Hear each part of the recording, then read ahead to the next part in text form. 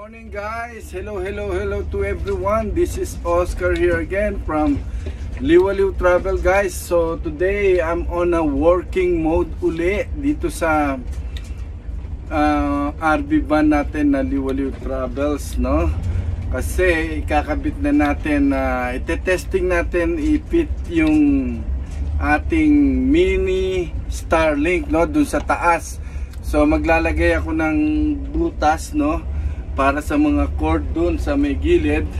Pakita ko sa inyo mamaya, para dun ilalagay yung cable papunta dun sa taas sa rooftop ng RV, no. So ganun na rin yung ating plug na ating iwawagay sa lahat ng panig ng sulok ng Canada sa ating Canada Tour 2025, no.